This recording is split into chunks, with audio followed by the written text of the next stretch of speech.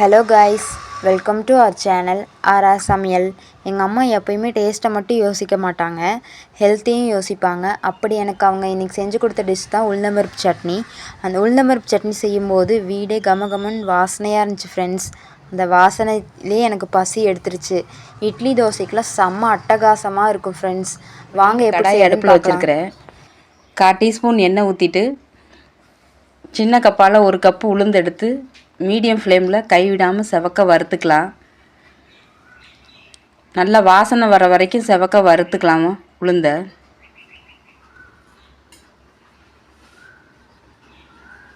உளுந்து லேசாக செவந்து வந்த உடனே 10 வரமிளகாய் எடுத்து அதையும் சேர்த்து நல்லா வறுத்து எடுத்துக்கலாம். இந்த மிளகாயில் அவ்வளோவா காரம் இல்லை, அதனால தான் 10 மிளகாய் எடுத்துருக்கிறேன். உங்கள் மிளகா காரமாக இருந்தால் கம்மியாக எடுத்துக்கோங்க. உளுந்தையும் வரமிளகாயும் இந்தளவுக்கு செவக்க வறுத்து எடுத்துக்கலாம். வறுத்ததை எடுத்து ஒரு தட்டில் போட்டு ஆற வச்சுக்கலாம். மிக்ஸி ஜாரில் ஆற வச்சுருக்கிற உளுந்தம்பருப்பையும் வரமிளகாயும் ஒன்றா சேர்த்துக்கலாம்.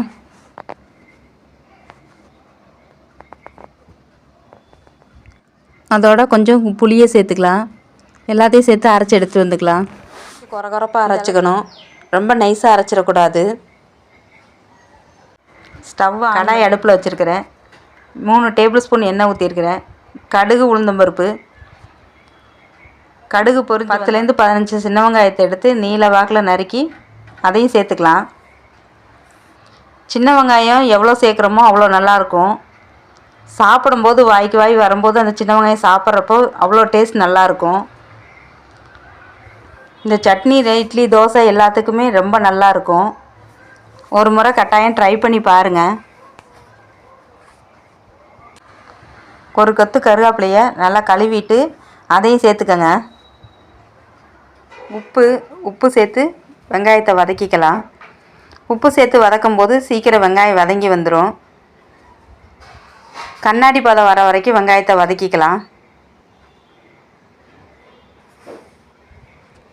நல்லா வதங்கிருச்சு. இப்போ நம்ம அரைச்சி வச்சதையும் உள்ளே சேர்த்துக்கலாம். இந்த சட்னி தண்ணியாக தாங்க இருக்கணும். உளுந்தம்பருப்பு சேர்த்துருக்கிறதுனால நம்மளுக்கு ஆறுனதுக்கப்புறம் அதுவே திக்காக வந்துடுங்க. உளுந்தம்பருப்பு வாசனையோடு இந்த சட்னி ரொம்ப டேஸ்ட்டாக இருக்கும். அரைக்கும் போதும் கொரகொரப்பாக தாங்க அரைச்சிக்கணும்.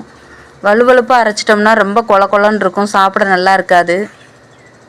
உளுந்து வாசனையோடு இந்த சட்னி அவ்வளோ பிரமாதமாக இருக்கும். ஒரு முறை ட்ரை பண்ணி பாருங்கள்.